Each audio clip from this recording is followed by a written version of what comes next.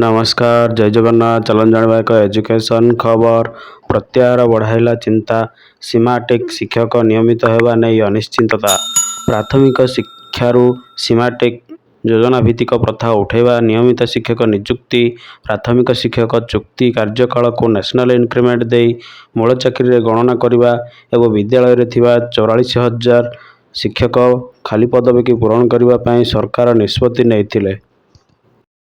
सीमाटेक योजना भित्तिक प्रथा उठाई नियमित शिक्षक नियुक्ति प्राथमिक शिक्षक चुक्ति कार्यकाल को नेशनल इंक्रीमेंट दे मूल चाकरी गणना करने और विद्यालय में खाली पड़ी 44,000 शिक्षक पदवी पूरण करने को विद्यालय गणशिक्षा विभाग निष्पत्ति नहीं। एप्रिल मासरे अनुष्ठित बैठक आधार में अगस्ट 2 तारिख विभाग पक्षर चिठी लिखा जाइथिला। एहिभଳି निष्पत्ति को विभिन्न महल में स्वागत करा जिबा सह राज्य सरकार निष्पत्ति जुगान्तकारी बोली शासक दलर जुगान्तकारी पदक्षेप बोली सदस्य माने प्रत प्रकाश करथिले।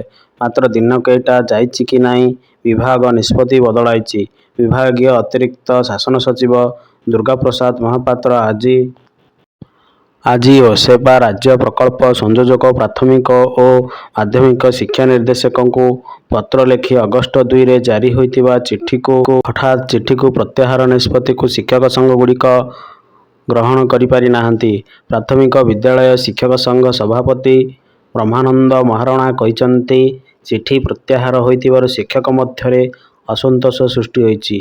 एहिभଳି निष्पत्ति दुर्भाग्यजनक और निंदनीय। शिक्षक मानकर जेपरि दायित्व रही शिक्षक प्रति गणशिक्षा विभाग दायित्व रहा उचित।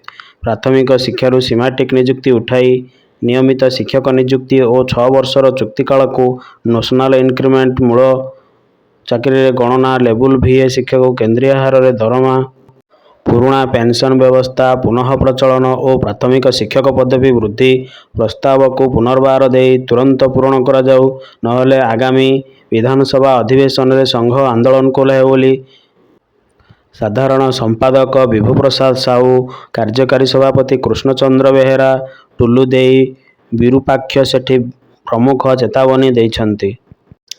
ओडिशा मिलित सरकारी कर्मचारी महासंघ सभापति विजय मल्ल कहिसंती गणशिक्षा विभाग रे नियुक्त होइतिबा कनिष्ठ शिक्षक को नियमित सह 2001 रु प्राथमिक शिक्षा रे नियुक्त शिक्षक क्षेत्र में चुक्तिभित्तिक समय को नियमित शिक्षक नियुक्ति क्षेत्र में गणना करने को निष्पत्ति होइथिला। एबे हठात निष्पत्ति को प्रत्याहार कर निया जाइथिबारु राज्य सरकार दोमुहा नीति प्रतिफलन होइछि।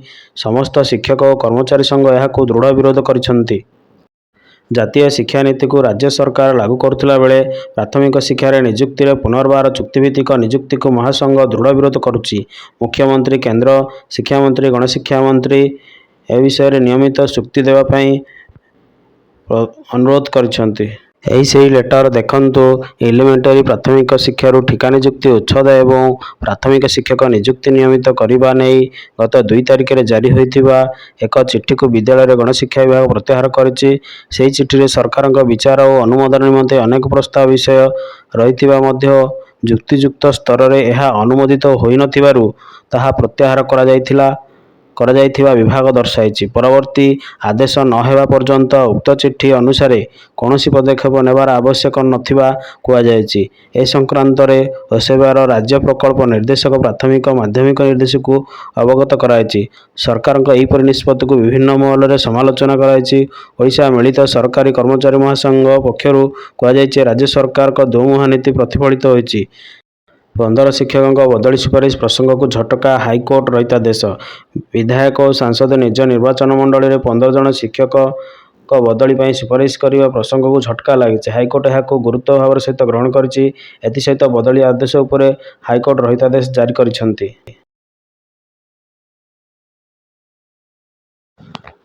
विधायक और सांसद निज निर्वाचन मंडल में 15 जन योग्य शिक्षकों बदली सुपारिश करने प्रसंग को झटका लगी। हाईकोर्ट यह गुरुत्वर भाव सहित ग्रहण करिसंती। एथिसहित बदली आदेश उपर हाईकोर्ट रहितादेश जारी करिसंती। एही मामला रे प्राथमिक शिक्षक ନିର୍ଦ୍ଦେଶକ ଗଞ୍ଜାମ ଜିଲ୍ଲାପାଳ, ଜିଲ୍ଲା ଶିକ୍ଷା ଅଧିକାରୀ ଓ ସୋରଡ଼ା ବ୍ଲକ ଶିକ୍ଷା ଅଧିକାରୀ ହାଇକୋର୍ଟ ନୋଟିସ୍ ଜାରି କରିଛନ୍ତି। ସେମାନେ ପ୍ରସଙ୍ଗ ନେଇ ବିଚାରାଧୀନ ଅନ୍ୟ ଏକ ମାମଲା ସହିତ ଏହି ଆବେଦନ ସେପ୍ଟେମ୍ବର ଦ୍ୱିତୀୟ ସପ୍ତାହ ପରବର୍ତ୍ତୀ ଶୁଣାଣି ହେବା ଜଷ୍ଟିସ୍ ଦୀକ୍ଷିତ କ୍ରିଷ୍ଣା ଶ୍ରୀପଦଙ୍କୁ ନେଇ ଗଠିତ ଖଣ୍ଡପୀଠ ନମିତା ମିଶ୍ର ଆବେଦନ ଶୁଣାଣି କରି ଏପରି ନିର୍ଦ୍ଦେଶ ପ୍ରଦାନ କରିଛନ୍ତି। ସୋରଡ଼ା ବ୍ଲକର ସିଦ୍ଧେଶ୍ୱରପୁରସ୍ଥିତ ସରକାରୀ ପ୍ରାଥମିକ ସ୍କୁଲରୁ ବେଲଗୁଣ୍ଡା ବିଦ୍ୟାଳୟ ବ୍ଲକ ଅଧୀନ ବୋରି ଅପଗ୍ରେଡ୍ ହାଇସ୍କୁଲ ଆବେଦନକାରୀ ବଦଳି ହୋଇଥିଲା। ଗଞ୍ଜାମ ଜିଲ୍ଲା ଶିକ୍ଷା ଅଧିକାରୀଙ୍କ ତରଫରୁ ଜାରି ଜୁଲାଇ 10 ନିର୍ଦ୍ଦେଶରେ ଆବେଦନକାରୀ ସହିତ ବହୁ ଶିକ୍ଷକଙ୍କ ବଦଳି କରାଯାଇଥିଲା। ବିଧାୟକ ସୁପାରିଶ ଆଧାରରେ ଆବେଦନକାରୀଙ୍କ ବଦଳି ହୋଇଥିବା ଜଣାପଡ଼ିଥିଲା। ସରକାରୀ ପ୍ରାଥମିକ ଓ ଉଚ୍ଚ ପ୍ରାଥମିକ ସ୍କୁଲର ପ୍ରାଥମିକ ଶିକ୍ଷକ, ଜିଲ୍ଲା ପରିଷଦ ଶିକ୍ଷକଙ୍କ ବଦଳି ପାଇଁ କୌଣସି ନିୟମ ନଥିବା ବେଳେ ବିଦ୍ୟାଳୟ ଗଣଶିକ୍ଷା ବିଭାଗ ପକ୍ଷରୁ ପ୍ରକାଶିତ 2012 ମେ 15 ବିଜ୍ଞପ୍ତି ଏକ ଗାଇଡଲାଇନ ଉଲ୍ଲଂଘନ କରି ତାଙ୍କ ବଦଳି କରାଯାଇଛି ବୋଲି ଆବେଦନକାରୀ ଦର୍ଶାଇଥିଲେ। ଆବେଦନକାରୀଙ୍କ ତରଫରୁ ଆଇନଜୀବୀ ଡକ୍ଟର ପୁରୁଷୋତ୍ତମ ଚୋଳି ଆଇନଜୀବୀ ପ୍ରତି ପୁଣ୍ୟତୋୟା ମାମଲା ପରିଚାଳନା କରୁଛନ୍ତି।